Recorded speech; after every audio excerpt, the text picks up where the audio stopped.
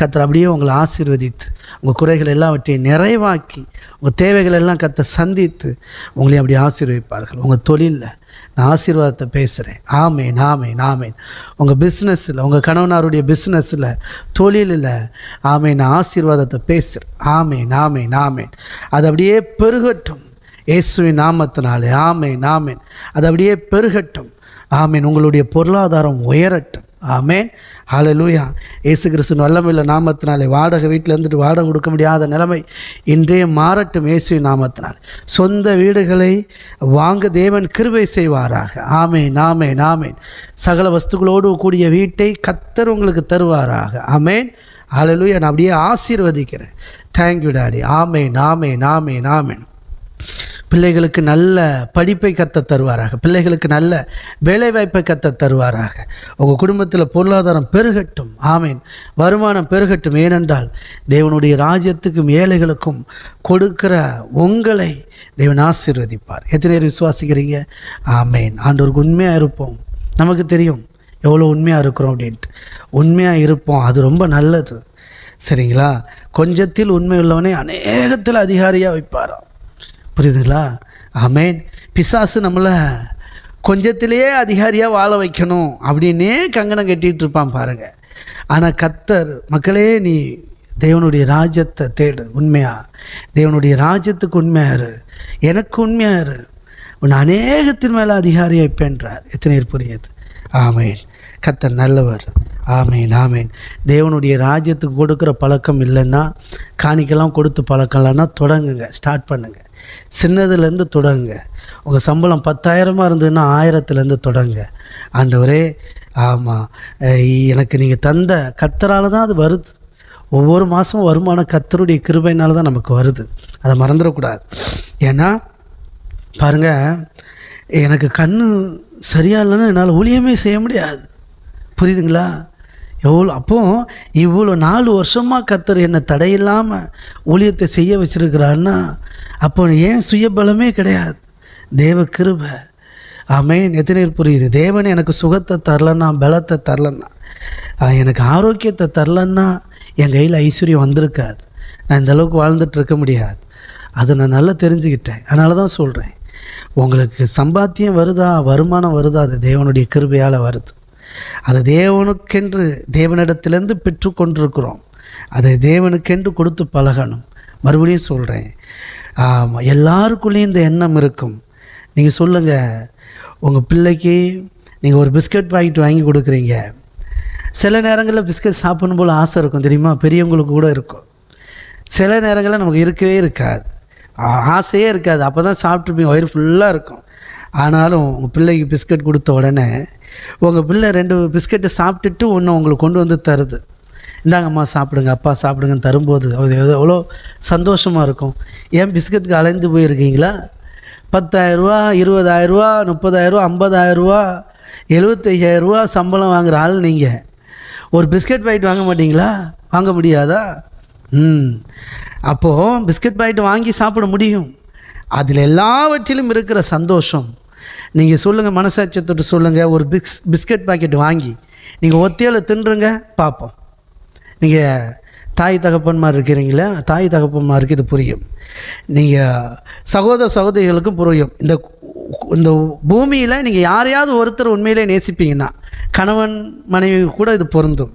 யாரையாவது ஒருத்தரை நேசிப்பீங்கன்னா நீங்கள் ஒத்தையில் ஒரு பிஸ்கட் கூட வாங்கி திங்க முடியாதுன்றேன். நான் என் அனுபவத்தில் சொல்கிறேன். என்ன தேவன் அப்படி தான் வளர்த்துருக்கிறார். நீங்கள் எப்படியோ தெரியல, 1 இல்லை 10 சாப்பிடுன்றீங்களா? முடியாது. உங்கள் பிள்ளைங்க ஞாபகம் வரும். ஐயோ, பிள்ளைய விட்டுட்டு சாப்பிட்றோமேங்கிற ஒரு ஃபீல் வரும். வேலை செய்கிற இடத்துல நல்ல இது சாப்பிட்டா, நல்ல சாப்பாடு சாப்பிட்டா, நல்ல ஸ்நாக்ஸு சாப்பிட்டா ஃபீல் வரும், பிள்ளைகளுக்கு கொடுக்கணுன்ட்டு. புரியுதுங்களா? எத்தனை பேர் புரியுது? அப்போது பாருங்கள், நமக்கு அப்படி தோணுது. இதே மாதிரி தான் பிள்ளைகளுக்கு அப்பாவுக்கு கொடுக்கறது, அம்மா கொடுக்கறதுல ஒரு உறவு இருக்குது. புரியுதுங்களா? ஆமாம், அவங்க அந்த மனநிலைக்கு வரணுன்றேன். எத்தனை பேர் புரியுது? உங்கள் பிள்ளையும் அதே போல் சாப்பிடும்போது, ஏன் சொல்லுங்கள், நீங்கள் உங்கள் பிள்ளையை நினச்சிட்ருக்கீங்க இல்லையா? நீங்கள் உங்கள் ஹஸ்பண்டை நினச்சிட்ருக்கீங்க, உங்கள் ஒய்ஃபை நினச்சிட்ருக்கீங்க, உங்கள் அண்ணன் அக்கா தங்கச்சி நினைக்கிறீங்க, உங்கள் உறவுகளை நினைக்கிறீங்க, நண்பர்களை நினைக்கிறீங்க. ஆகா, மிஸ் பண்ணிட்டோமே அவங்க இல்லாமல் அப்படின்ட்டு. அப்போது அவங்களுக்கு அதே ஃபீல் வந்தால் அதான் உறவு. கையை தட்டி எத்தனை புரியுது? இது உறவு. அப்போது தேவனுக்கு நம்மளை கஷ்டப்பட விடவே மாட்டார். அவர் அதனால தான் பாருங்கள், அவர் நமக்கு நன்மை செய்கிறார். அந்த நன்றியை நம்ம புரிஞ்சுக்கிட்டோன்னு வச்சுக்கோங்களேன். அதான் தாவீது சொல்கிறார், உம்முடைய கரத்தில் வாங்கி உமக்கு கொடுக்கிறேன். இவ்வளவாய் கொடுப்பதற்கு நான் எம்மாத்திரம், என் ஜனங்கள் எம்மாத்திரம். ஆமென். அப்போது தேவனுக்கு கொடுக்கறது எப்படி நீங்கள் உங்கள் பிள்ளைக்காக பார்த்து பார்த்து பார்த்து பார்த்து செய்கிறீங்களோ அந்த பிள்ளை பதிலுக்கு மறுபடியும் சொல்கிறேன், 2-3 பிஸ்கெட்டை சாப்பிட்டுட்டு உங்களுக்கு தர்றது அது ஒரு அன்பு. அதை நீங்கள் ஒரு விதமாக அக்செப்ட் பண்ணுவீங்க. ஆனால் பிஸ்கெட்டை பிரித்து பிஸ்கெட்டை எடுத்து அந்த ஸ்நாக்ஸை எடுத்து உங்கள்கிட்ட தந்து ஊட்டி விட்டு நீங்கள் சாப்பிடுங்க, நான் சாப்பிட்றேன், நீங்கள் சாப்பிடுங்க சொல்லும்போது அது மேலான அன்பு. கையை தட்டி எத்தனை புரிஞ்சுதான்? ரொம்ப முக்கியம். மறுபடியும் சொல்கிறேன், உங்கள் பிள்ளை பிஸ்கெட்டை எடுத்து 4 பிஸ்கெட்டை தின்னுட்டு, இன்னொன்று இருக்குது என்னைய மாதிரி ரகம், தின்னுட்டு கடைசியில் ஒன்று ஐயோ கொடுக்கணுமே, இல்லைன்னா நாளைக்கு பிஸ்கெட் கிடைக்காது, அந்த மினிக்கில் கொடுக்குறேன், இப்படியும் காணிக்க கொடுக்குறாங்க. புரியுதுங்களா? இப்படியும் தேவனுடைய ராஜ்யத்துக்கு விதைக்கிறாங்க, இப்படியும் ஏழைகளுக்கு கொடுக்குறாங்க. ஐயோ காசு தீரப்போதே, ஆமாம் நாளைக்கு கிடைக்காது அப்படின்ட்டு ஒரு இன்வெஸ்ட்மெண்ட்டை போட்டு வைப்போன்ன மாதிரி அப்புறம் இங்கே அனுப்பி வைப்போன்னு அப்படி இருக்கக்கூடாது. அப்படி பண்ணுற பிள்ளைங்கள் தின்னு வயிறு நிறைஞ்சி ஏப்ப விட்ட பிறகு மிச்சத்தை சிலது கொண்டு வந்து தரும். பார்த்தீங்களா, நீங்கள் தின்னுங்கன்னு உங்களுக்கே தெரியும் என்ன மிச்சமா அப்படின்ட்டு. அதுக்கு பேர் அன்பே கிடையாது. எதுவே புரியுது? சிலர் அதுவுமே கொடுக்க மாட்டாங்க. அதாவது கிடைச்சா கூட ஓகேன்னு வச்சுக்கோங்களேன். சிலர் அதுவே கொடுக்க மாட்டாங்க. என்னடா கவர் மட்டும்தான் இருக்கும், தின்னுட்டேன் அப்படிம்பாங்க. புரியுதுங்களா? நீங்கள் சொல்லுங்கள், எந்த பிள்ளைய உங்களுக்கு பிடிக்கும்னா எதுக்கு பேர் அன்புன்றீங்க? நீங்கள் அன்பு செலுத்துகிறீங்க, பதிலுக்கு அன்பை நீங்கள் எதிர்பார்க்குறீங்களா? செய்யாமல் இருந்தால் நோ ப்ராப்ளம், அது ஒரு பெருசாக நினைக்க முடியும். ஆனால் செஞ்சால் கையை தட்டி, அதான் நான் அடிக்கடி சொல்லுவேன், காணிக்க கொடுத்தா தான் கர்த்தர் ஆசீர்வதிப்பாரான்னு எனக்கு தெரியாது, ஆனால் கொடுத்தா ஆசீர்வதிப்பாருங்கிறது எனக்கு தெரியும். புரியுதா? சின்ன வித்தியாசம்தான். கொடுத்தா தான் ஆசீர்வதிப்பாரான்னு எனக்கு தெரியாது, ஆனால் கொடுத்தா ஆசீர்வதிப்பாருங்கிறது எனக்கு நல்லா தெரியும். ஏன்னா என் பிள்ளை அதுவும் முதற்பலனாக கொடுத்தா அது அன்பில் கொடுக்கணும். மறுபடியும் சொல்கிறேன், அது ஒரு ஹேபிட்டாக மாறணும். எத்தனை புரியுது? முதற்பலனானது கொடுக்கறது ஒரு அன்பில் கொடுக்கணும். சொல்லுங்கள், கட்டாயமாய் அல்ல, விசனமாய் அல்ல, உற்சாகமாக கொடுக்கணுமா, அன்பில் கொடுக்கணும். பிச்சை உடனே யோசிக்காமல் உங்களுக்கு ஊட்டுது பாருங்கள், அதுதான் அன்பு. நீங்கள் சாப்பிடுங்க, நான் சாப்பிட்டுக்கிறேன், ஒன்று கொடுத்தா கூட போதும். சொல்லுங்கள், 10 கேட்பீங்களா? ஒன்று கொடுத்தா கூட அதுலேயுமே பாதியை சாப்பிட்டுட்டு பாதியை நீ சாப்பிடுன்றீங்க. உங்களுக்கு தேவை பிஸ்கெட் இல்லை, கையை தட்டி, உங்களுக்கு தேவை அன்பு. ஆமேன். அதைத்தான் சொல்ல வரேன். உங்களுக்கு தேவை உறவு, அப்பா பிள்ளை ரிலேஷன்ஷிப். அதுதான் தேவனுக்கும் நமக்கும். தேவன் உங்கள் காசை வச்சு கோட்டை கட்ட போகிறது கிடையாது. அவர் நினச்சார்னா அப்படியே பெருசாக்கி விட்டுருவார். பாருங்கள், என்னை ஆச்சரியப்பட வச்சது, சர்வ வல்லமை மிக்க தேவன். சரிங்களா? கானா ஒரு கல்யாணத்தில் வெறும் தண்ணியை திராட்சை ரசமாக மாற்றினார். காலி பாத்திரத்தை தண்ணியை நிரப்புங்கடானார், நிரப்பி திராட்சை ரசமாக மாற்றினார் இல்லையா? சரி, நீங்கள் சொல்லுங்கள், இந்த ஜனங்கள் எல்லாம் உட்காந்துருக்குறாங்க, பசியோடு இருக்கிறாங்க. அப்போ எதையாவது ஒன்று நிரப்ப தெரியாதா? எத்தனை புரியுது? நிரப்ப தெரியுமா தெரியாதா? அவருக்கு தெரியும். ஆனால் என்ன பண்ணார்? ஆமாம், சின்ன பையன் 5 அப்போ 2 மீன் வச்சுருந்தான்.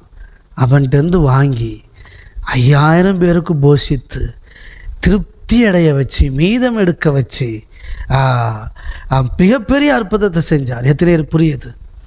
அந்த பையனுடைய மீனும் அப்பமும் அத்தனை பேருக்கும் பிரயோஜனமாக இருந்தது. கையை தட்டி ஏசப்பா சாப்பிட்ருப்பார். சீசர்கள் சாப்பிட்டாங்க. புரியுதுங்களா? எத்தனை பேர் புரியுது? அந்த பையனுடைய அப்பமும் மீனும் அவ்வளோ பேருக்கும் ஆசீர்வாதமாக மாறிட்டு ஏசப்பா அப்படி மாற்றினார். புரியுதுங்களா?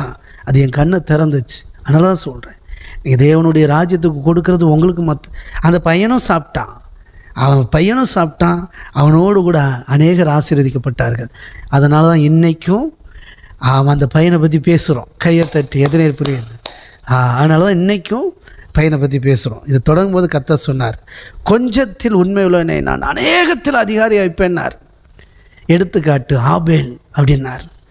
ஆபேலா செத்து போயிட்டான் ஆண்டவரே அல்பாயுசில். இன்னைக்கும் அவன் அதிபதியாக இருக்கிறான். கொடுத்தது என்னமோ ஒரு நாள் தான், கொடுத்தது என்னமோ கொஞ்சம்தான். ஆனால் இன்ன வரைக்கும் எபிரேயர் புஸ்தகத்தை படிக்கும்போது ஆபேலோ ஆமாம் கர்த்தருக்கென்று உற்சாகமாய் கொடுத்தான், கர்த்தர் அவன் காணிக்கை அங்கீகரித்தார் அப்படின்னு, கர்த்தர் அவனுடைய காணிக்கை கொடுத்து சாட்சி கொடுத்தார் அப்படின்னு. ஆமாம் அதிகாரியாக உயர்ந்துட்டான். காயினை காணும் சார், தேடியும் காணாதிருப்பீர்கள், காயினே காணும். எத்தனை புரியுது? அதான் சொல்கிறேன். ஆமேன். அவர் உங்கள் பேரை பெருமைப்படுத்திடுவார், அப்படிலாம் விட்டுற மாட்டார் உங்களை. ஆமேன். விசுவாசிக்கிறீங்களா? கர்த்தர் அப்படியே ஆசீர்வதிப்பார்கள்.